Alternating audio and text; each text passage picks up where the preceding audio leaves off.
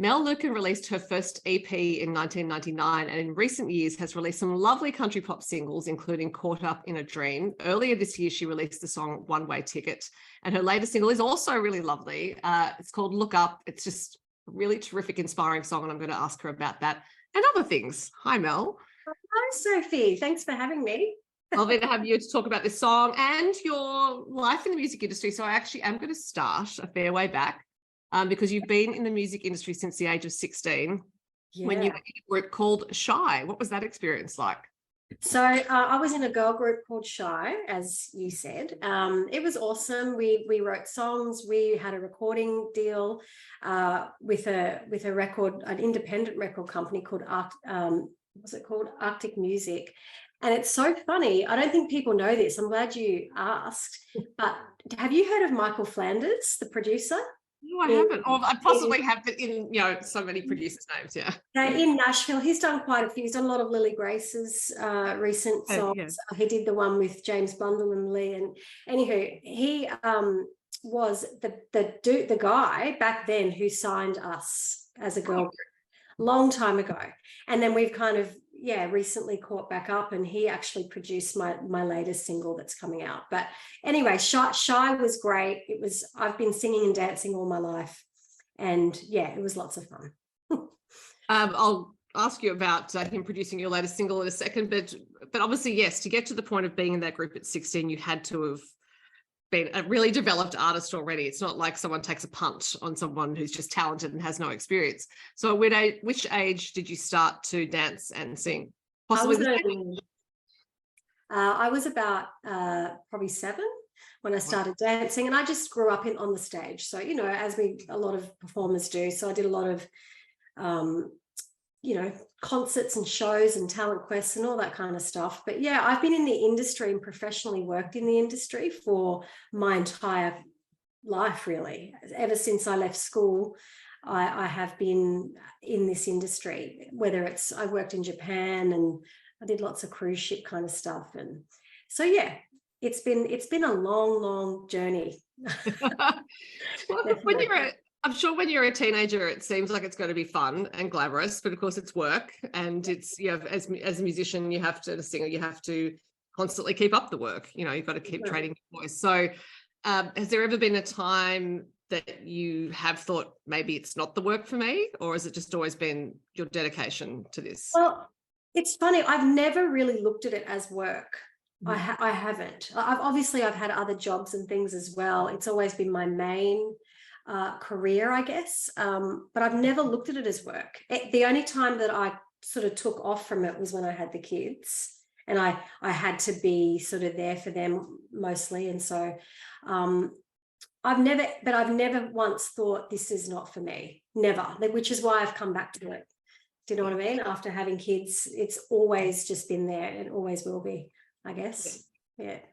So at what age, therefore, because as you said, you've been in the industry for quite a while, since your teenage years, at what age did you actually think this is a path I want to take? Was it when the opportunity came up to be in Shy, or was it earlier than that?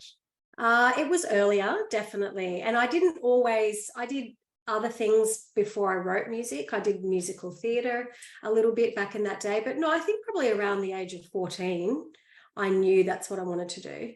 I wanted to drop out of school at that age and go to performing arts school, but mum and dad wouldn't let me do that. So I finished normal school up until year 12. And then from there, I was gone. That was it. I went straight into my first show. So, it was young. It was about 14 probably. Yeah. And musical theatre is such a great background because, of course, you learn stagecraft, you learn how to perform for an audience, not just to perform a song, if that makes sense. Absolutely, yeah. And I think that the whole theatrical side is slowly coming out, drifting away. And as I say to people, like, it's so scary for me sometimes still to get up on stage and sing my own songs and tell my own stories, because that's kind of new, I suppose. I've always played a character, which is totally different. I never got nervous for that kind of thing because it's not you. You're not as vulnerable. But what a great foundation. Yeah, definitely. You learn how to work an audience and be on a stage, certainly. Then when did you start writing your own songs?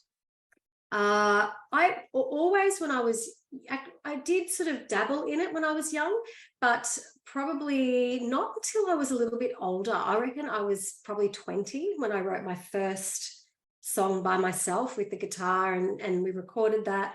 And then it really started kind of around 20 for me. So, I guess that's not old, but later, sure, like that's when I started writing for sure. And did you have some songwriter influences, people you were listening to and you thought, I think that's the direction I want to go in? Yeah, so back then I remember it because I did a course actually where we did a big sort of songwriting course. It was 6 months long in Melbourne, and they all asked us to kind of have reference artists. Mine was Jewel. Remember Jewel? Yeah, Jewel and Faith Hill, Martina McBride, the Dixie Chicks, which are now the Chicks. They were kind of all my main influences. Sheryl Crow, yeah.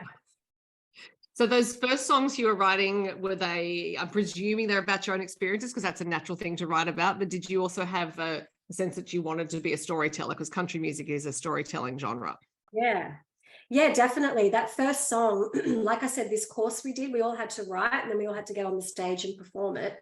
Everybody was kind of doing R&B and, different genres. And I came out with this, like, it was very country. It's just, that's just in me. That's just how it came out. And of course it was about, I was 20. So it was about, I don't know, I think it was about loving someone who didn't love me, all that kind of content. But yeah, definitely. And in that song, I definitely told a story for sure. And that's where it started. So yeah, that's the best part about country music, is the storytelling. So have you been writing songs fairly constantly since then? I know you've had children, so there's not a lot of time to write songs around having kids, but I'm wondering if you have kept that up as a practice. Yeah, definitely. Ever since I started back in about 2019. Yes, we did a lot of writing. That's when I released On the Water and Caught Up in a Dream. And then over the COVID time, like the last couple of years, I've been very much digging into that. So collaborating, I've written with some awesome talent in the state, in this country, like Melody Moko. We've co-written some stuff, Gina Jeffries and Rod, and they're all yet to come out, those songs, but I have a big bank now. And so I probably won't, I definitely am more of a collaborator. I like to work in groups, maybe of one other or two other people. I don't really do it alone as much now. Is that something that you found out by doing? Like you had been writing songs on your own and thought, yeah, this is what you do. And then you had a collaboration, thought, no, that is far preferable. That's what you do. Yeah, exactly. Yeah. And I got the opportunities. It's just been a really cool last couple of years of I guess, what could you call it? Synchronicity of meeting who I've met. And it's just weird how the journey where the journey's taken me. But yeah, it's definitely, the doors have just opened, and I've definitely been able to write and just meet and network with some great, talented, amazing people. I suppose, yes, the silver lining of the pandemic has been the Zoom co-write, and even just the Zoom connection for artists. I think people to write with that they might not ever otherwise have written with, just because you weren't in the same place. Exactly. That's exactly right. Yep. It was perfect. And it wasn't always the Zoom thing for me either. It was just, I'd started going to gigs and shows locally. Obviously that wasn't as much through COVID, but I've just met people. I'm a face-to-face person. Like, I like a good Zoom, but I prefer to be in the presence of people. So that's kind of how I did it. I've just met people and we got in a room somehow, and yeah, it's been really cool. Like, there's been lots of things that have happened over the last couple of years that I look back and go, wow, it's been wonderful. So you said you've got some songs written that obviously you're working towards bringing out, but are you at the point now where you actually have too many songs? And I do. Yes, I do have lots, but I think I've narrowed it down to a good sort of 10 from here that will go on the upcoming album. You know what I mean?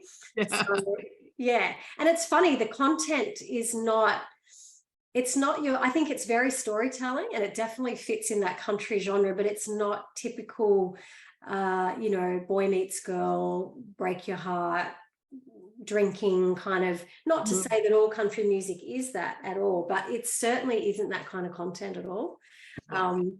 So yeah, we will see. You shall see. Well, Yeah. and I would absolutely agree with that assessment about it, because One Way Ticket, for example, is, and your latest song, they're inspirational. I would say that's what it is, more than, you know, the darker side of lyrics, if you want to call it that. But yeah, the catchphrase in One Way Ticket is that life is a one-way ticket, and it's very much about, I think, taking opportunities and not wasting time. But I'm wondering what inspired it initially. Yeah, so, well, I think it was a lot of what inspires me now is teaching things to our youth. I know that sounds pretty cliche, but when you become a mum, and my kids aren't little anymore. I've got one who's 12 and a half, a girl. So we all know what that's like at that age, and 9 years old. And you can see as they're growing, like the mental health stuff that comes up, and like the way that they talk about themselves and all this and that. So everything that I'm writing now is all about teaching them or giving advice, or like, you know, just trying to help guide our youth, because it's so important. Hey, like the young they're going and how they feel about themselves. So that's what it's about for me. A lot of the content, a lot of what I'm writing. I don't think it's cliched at all, because there is a lot in the world now to make young people feel despairing. I think there's so much information about the things that are going wrong, about whether it's, you know, the climate or politics or whatever it is. I would think they're bombarded with messages that actually adults are stuffing things up. So if there is an adult who can say, no, I'm showing you there is a path that's not stuffed up. Yeah. Actually, I care about what happens to you.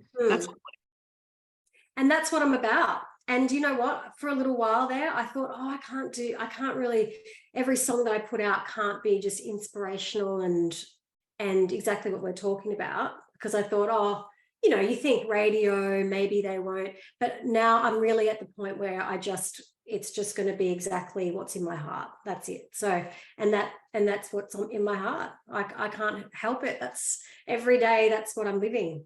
Yeah. Is trying to guide, teach, and just, you know, help young people, I guess.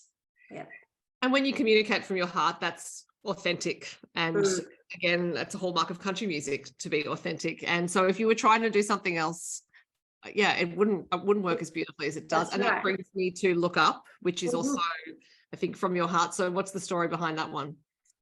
Oh man, so Look Up is really for me the beginning of just the beginning of really showing my true self in music, and exactly what I was saying. So it was so awesome how this song came about. I got into a writing room with Nolan Wynne. Have you heard of Nolan? He's written a lot of stuff with all sorts of people. James Johnson's recent singles. He's a wonderful writer, and he is a Australian Federal Police officer. So he has not a lot to do with music on this side, but is such a great writer and lyricist. Anyway, we got in the room, and he is a father of daughters. And we just start talking about life, as you do before you start writing a song. And we just both immediately went to this topic, because we've both got girls of similar ages, of social media and the digital pull that's happening in our world today with young people. So this is what the song's about. And I don't want to come across as someone who's saying, I don't like social media and all of that, because that's not true. With what we're doing, it's got its place. It's very powerful and it's great in business. We know that for adults, but I don't think for young people it is. And I think as a society, we've got it wrong. And I'm genuinely worried about it. I think it's a problem, and maybe not even just for teens, but society in general.